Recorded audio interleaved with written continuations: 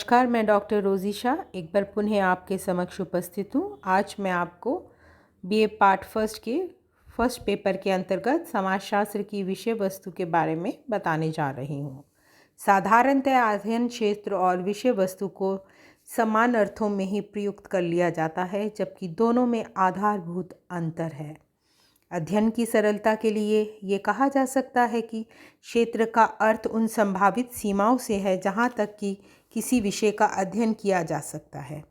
विषय वस्तु उस निश्चित सीमा से संबंधित है जिसके अंदर रहकर हम वास्तव में कोई अध्ययन करते हैं।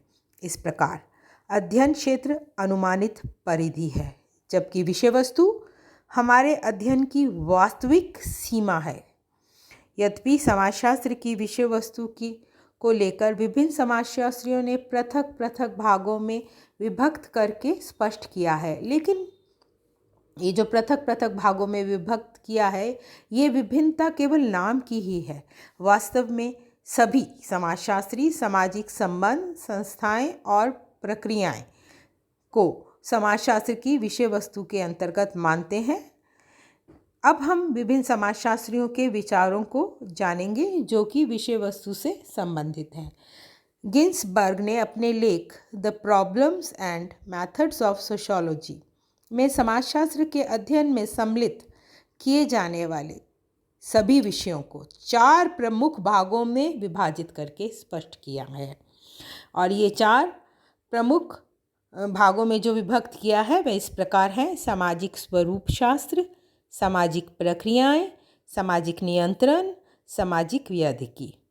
सामाजिक स्वरूप शास्त्र, इस श्रेणी में वह विशेषताएं सम्मिलित की जाती हैं जो समाज के आकार अथवा स्वरूप का निर्माण करती हैं, जैसे जनसंख्या के गुण और आकार। इसके अतिरिक्त समाजशास्त्र उन सामाजिक समूहों तथा संस्थाओं का भी अध्ययन करता है जो सामाजिक ढांचे का निर्माण करती हैं। सामाजिक प्रक्रियाएं, ये समाजशास्त्र की एक अन्य शाखा है। इसके अंतर्गत उन सभी संबंधों का अध्ययन किया जाता है जो एक प्रक्रिया के रूप में विभिन्न व्यक्तियों के बीच और विभिन्न समूहों के बीच पाए जाते हैं, जैसे संघर्ष, सहयोग, प्रतिस्पर्धा, प्रभुत्व, अनुकरण आदि। सामाजिक नियंत्रण, इसके अंतर्गत गिन्सबर्ग ने उन विषयों को सम्मिलित किया है जो सामाजिक जीवन में नियंत्रण बनाए रखने के लिए ज़रूरी होते हैं, जैसे परंपरा, धर्म, लोकरीति, राजनीति, विश्वास, नैतिकता, कानून आदि। समाजशास्त्र में इन सभी विषयों का विस्तृत विवेचना की जाती है। सामाजिक व्यधिकी, ये वह शाखा है जिसके अंतर्गत सामाजिक समस्याओं या समाज की विघटित दशाओं का अध्ययन किया जाता है। ये दशाएं हैं जैसे आत्महत्या, अपराध, बाल अपराध, भ्रष्टाचार, बेकारी, सांस्कृतिक विघटन आदि, और इसी प्रकार की अन्य दूसरी समस्याएं। गिन्सबर्ग ने समाजशास्त्र के 3 प्रमुख कार्यों को स्पष्ट किया। 1, समाजशास्त्र सामाजिक संबंधों के विभिन्न स्वरूपों का वर्गीकरण करता है। 2, ये सामाजिक जीवन के विभिन्न अंगों जैसे आर्थिक, राजनैतिक, धार्मिक तथा नैतिक के बीच संबंध स्थापित करने का प्रयत्न करता है। 3, ये सामाजिक परिवर्तन तथा स्थिरता को उत्पन्न करने वाली दशाओं तथा सामाजिक जीवन को नियंत्रित करने वाले समाजशास्त्रीय सिद्धांतों की खोज करता है। अब हम सोरोकिन के विचारों को जानेंगे। सोरोकिन के अनुसार समाजशास्त्र की विषय वस्तु में जो बातें सम्मिलित हैं वह इस प्रकार हैं: पारस्परिक संबंधों और सहसंबंधों का अध्ययन, असामाजिक तथ्यों एवं घटनाओं के बीच पारस्परिक संबंधों का अध्ययन, समाज की सामान्य विशेषताओं का अध्ययन। सोरोकिन समाजशास्त्र को एक सामान्य विज्ञान मानते हुए इसकी विषय वस्तु के संबंध में लिखते हैं कि समाजशास्त्र सभी प्रकार की सामाजिक घटनाओं की सामान्य विशेषताओं, उनके पारस्परिक संबंधों एवं संबंधों का विज्ञान है, और या तो ये वैसा ही रहेगा या फिर समाजशास्त्र का अस्तित्व ही नहीं रहेगा। एलेक्स इंकल्स के विचार। एलेक्स इंकल्स ने अपनी पुस्तक व्हाट इज सोशियोलॉजी, समाजशास्त्र क्या है में विषय वस्तु के निर्धारण के 3 पथ बताए हैं। वो कहते हैं 3 पथ हैं जिनके द्वारा हम विषय वस्तु का निर्धारण कर सकते हैं। और इन तीनों पथों के अंतर्गत जो विचार सम्मिलित हैं उनके बारे में मैं आप बताने जा रही हूँ। ऐतिहासिक पथ मैं सबसे पहले आपको समझाने जा रही हूँ और ऐतिहासिक पथ के अंतर्गत जिन समाजशास्त्रियों के विचारों को शामिल किया गया है उनके बारे में बताऊंगी। ऐतिहासिक पथ के अंतर्गत समाजशास्त्र की विषय वस्तु को ज्ञात करने के लिए हम उन समाजशास्त्रियों के लेखों का अध्ययन करेंगे जिन्हें समाजशास्त्र का प्रवर्तक माना जाता है, और ये देखने की कोशिश करेंगे कि इन प्रवर्तकों ने अपनी रचनाओं में समाजशास्त्र के किन विषयों को केंद्र बिंदु माना है। सोरोकिन ने अपनी पुस्तक में 1000 उन लोगों के महत्वपूर्ण कार्यों का उल्लेख किया है जिन्होंने आधुनिक समाजशास्त्र के विकास में योगदान दिया है। बेकर हैरी एल्मर वार्नेस ने अपनी पुस्तक में समाजशास्त्रीय इतिहास का उल्लेख किया है। उन्होंने आधुनिक समाजशास्त्र के विकास में ये चार समाजशास्त्री हैं: August Comte, Herbert Spencer, Durkheim तथा मैक्स वेबर का उल्लेख किया है।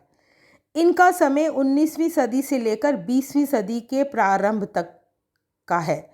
समाजशास्त्र का प्रारंभिक विकास, जैसा कि मैं अपनी पिछली कक्षा में भी बता चुकी हूँ, समाजशास्त्र का प्रारंभिक विकास फ्रांस, इंग्लैंड एवं जर्मनी में हुआ। यहाँ इन विद्वानों ने कार्य किया जिनके नाम मैंने आपको अभी बताए हैं, और इनमें से प्रत्येक विद्वान का समाजशास्त्र पर व्यक्तिगत बौद्धिक प्रभाव रहा है। समाजशास्त्र की वास्तविक विषय वस्तु के निर्धारण में इन विद्वानों के विचारों को जानना बहुत ज़रूरी है। अब हम इन विद्वानों के विचारों को जानेंगे।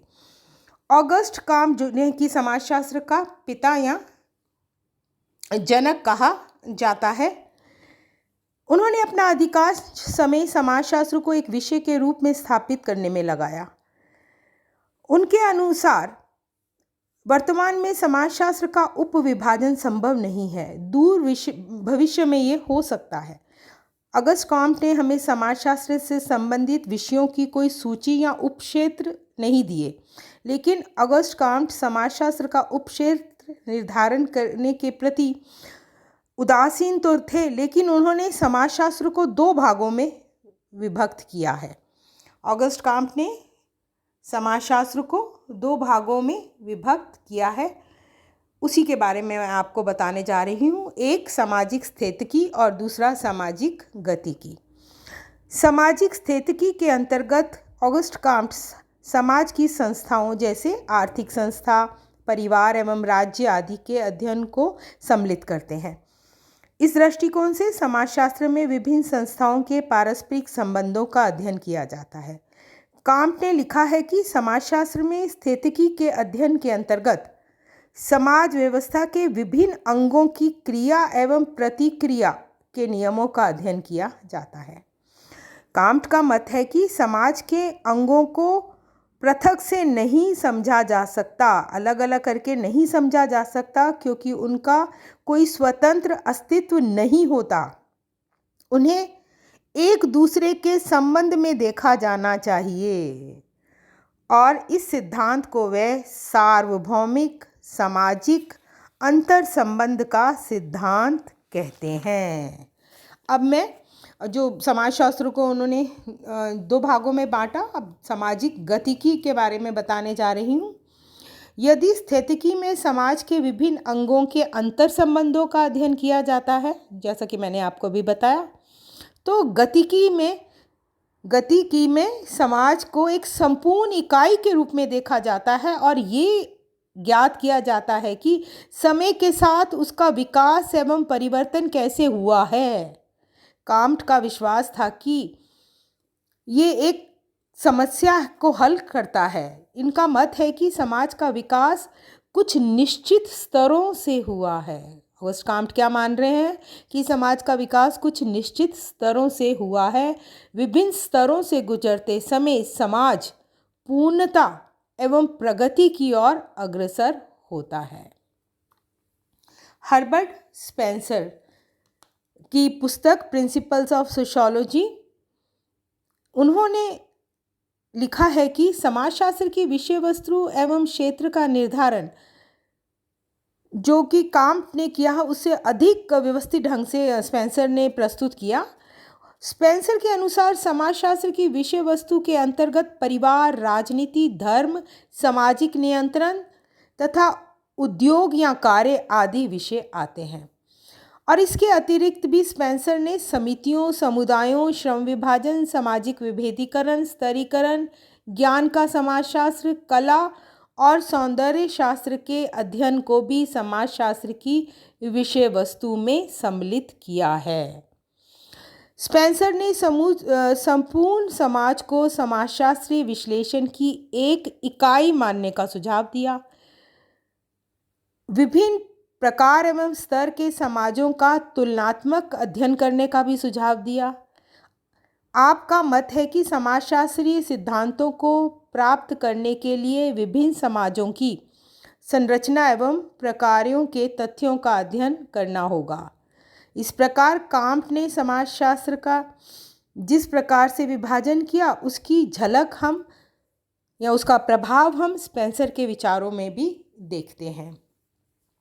अब हम इमाइल दुर्खीम के विचारों को जानेंगे। दुर्खीम ने समाजशास्त्र की विषय वस्तु का कहीं स्पष्ट उल्लेख नहीं किया है, लेकिन उन्होंने अपनी पुस्तक समाजशास्त्रीय पद्धति के नियम, रूल्स ऑफ सोशियोलॉजिकल मेथड्स तथा अन्य रचनाओं के आधार पर जो उन्होंने रचनाएं की, लेख लिखे, उसमें अपने विचारों को व्यक्त किया है, जो इस प्रकार है।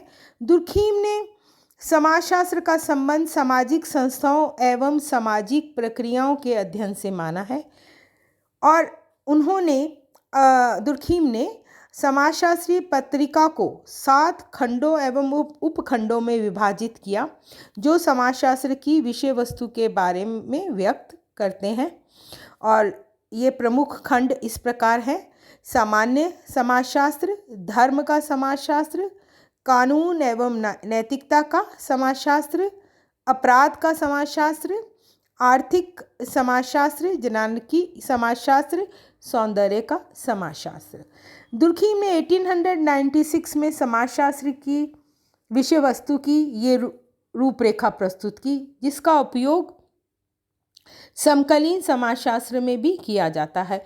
दुर्खीम ने भी कांट एवं स्पेंसर की भांति संस्थाओं के पारस्परिक संबंधों एवं उनके अपने पर्यावरण के साथ संबंधों के अध्ययन पर जोर दिया।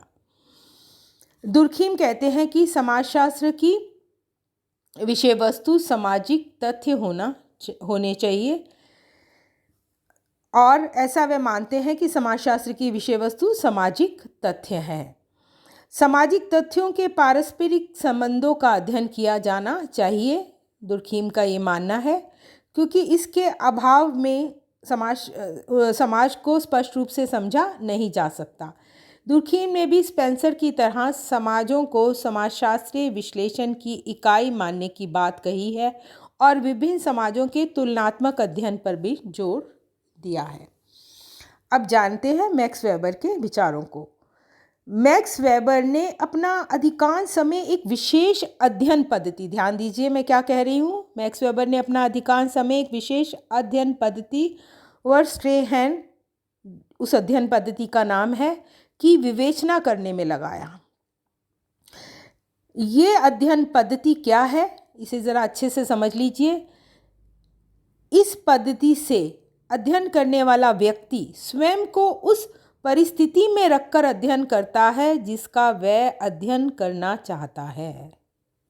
इस पद्धति से अध्ययन करने वाला व्यक्ति स्वयं को उस परिस्थिति में रखकर अध्ययन करता है जिसका वह अध्ययन करना चाहता है। इसका मैं उदाहरण बताती हूँ आपको। एक अपराधी का अध्ययन करके उस पर टिप्पणी लिखनी है, तो जब हम वो अध्ययन करने वाला जो अध्ययन करता है, अपराधी की जगह स्वयं को रखकर देखे, ये सोचे, देखे कि अगर वह अपराधी होता तो कैसा व्यवहार करता, तभी वास्तविक स्थिति से वह अध्ययनकर्ता परिचित हो पाएगा। इसे ही वर्स्ट्रेहैन पद्धति का मैं उदाहरण आपको बता रही हूँ। वेबर सामाजिक क्रिया एवं सामाजिक संबंधों को समाजशास्त्र की विषय वस्तु मानते हैं। वेबर ने धर्म, आर्थिक जीवन के विभिन्न पक्षों जैसे मुद्रा, श्रम विभाजन, राजनीतिक संगठन, वर्ग, जाति, शहर एवं संगीत, राजनीतिक दल आदि विषयों पर विस्तार से कार्य किया है।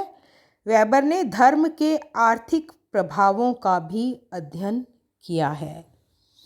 चलिए अब हम दूसरा पथ जानेंगे, अनुभविक पथ। इसके अंतर्गत हम ये जानने का प्रयत्न करते हैं कि आजकल के समाजशास्त्री किस प्रकार की समस्या का अध्ययन कर रहे हैं और उनकी अध्ययन पद्धति क्या है और वे किन विषयों से संबंधित हैं। और ये सब जानने के लिए हमारे पास 3 आधार हैं। एक, समाजशास्त्र की विभिन्न पुस्तकों में दी गई विषय सूची को ज्ञात करके। दूसरा, समाजशास्त्री समाजशास्त्र की किस उपशाखा से अपने आप को जोड़ते हैं। तीसरा, उनके द्वारा किया शोध कार्य तथा समाजशास्त्रीय बैठकों, पत्र पत्रिकाओं, पुस्तकों में उनके द्वारा प्रस्तुत किए गए लेख एवं प्रतिवेदनों को जानकर। और इन तीनों स्रोतों या आधारों के अध्ययन से जो विषय उभर कर सामने आए हैं उनमें प्रमुख हैं व्यक्तित्व और समाज, सांस्कृतिक मानव समूह, जनसंख्या, जाति एवं वर्ग, प्रजाति, सामाजिक परिवर्तन, आर्थिक संस्थाएं, परिवार, शिक्षा एवं धर्म, सामाजिक समस्याएं, सरकार एवं राजनीति आदि विषय जो इन आधारों को देखने से सामने आए हैं उनके बारे में मैंने आपको बताया। अब मैं आपको तीसरा पथ बताने जा रही हूँ और वह है विश्लेषणात्मक पथ।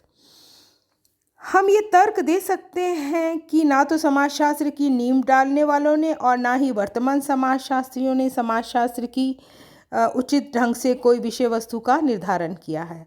इसका निर्धारण तो तार्किक विश्लेषण के आधार पर किया जाना चाहिए, क्योंकि प्रत्येक मानवीय विज्ञान की शाखा की अपनी विषय वस्तु है। जैसे राजनीति शास्त्र की विषय वस्तु के अंतर्गत सत्ता का, अधिकार का, सरकार का, शक्ति का अध्ययन किया जाता है, और इसी प्रकार समाजशास्त्र की भी कुछ मूर्त एवं विशिष्ट विषय वस्तु होनी चाहिए जिसका अध्ययन अन्य विज्ञानों में नहीं किया जाता हो। प्रमुख संस्थाएं, सामाजिक उत्पादन तथा सामाजिक क्रियाएं वह क्षेत्र हैं जिन पर कोई अन्य विज्ञान दावा नहीं कर सकता है। इस प्रकार इंकल समाजशास्त्र की विषय वस्तु को समाज, संस्था एवं सामाजिक संबंधों के अध्ययन के रूप में देखते हैं। अब हम इन्हीं विषयों के बारे में, जो विषय वस्तु के बारे में इंकल्स के विचारों से जो उभर कर सामने आई हैं उनके बारे में जानते हैं। इंकल्स के अनुसार समाजशास्त्र की विषय वस्तु, सबसे पहले मैं बताऊंगी समाजशास्त्र समाज के अध्ययन के रूप में। इंकल्स का मत है कि समाजशास्त्र को समाज के किसी एक अंग का अध्ययन न कर संपूर्ण समाज का अध्ययन करना चाहिए, अर्थात इसके विश्लेषण की इकाई संपूर्ण समाज होना चाहिए। इस अर्थ में समाजशास्त्र को समाज का निर्माण करने वाली विभिन्न संस्थाओं एवं विभिन्न समाज व्यवस्थाओं के पारस्परिक संबंधों का अध्ययन करना चाहिए।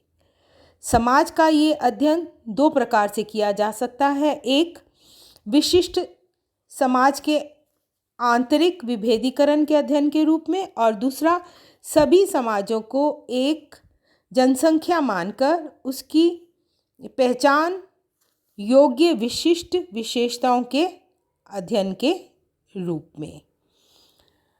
दूसरा, समाजशास्त्र संस्थाओं के अध्ययन के रूप में। सामाजिक संस्थाओं के अध्ययन के संदर्भ में समाजशास्त्र सभी संस्थाओं की विशेषताओं को ज्ञात करेगा, उनके विभिन्न पक्षों में क्या भेद है को ज्ञात करेगा, संस्थाओं के आकार, विशेषीकरण की मात्रा और उनमें क्या समानताएं हैं आदि का अध्ययन समाजशास्त्र करता है। 1901 में दुर्खीम ने समाजशास्त्र को संस्थाओं का अध्ययन करने वाले विज्ञान के रूप में माना था। वर्तमान समय में बड़े संगठनों के महत्व में वृद्धि होने से संस्थाओं की सामान्य विशेषताओं के अध्ययन में भी रुचि बढ़ी है। सामाजिक संबंधों के रूप में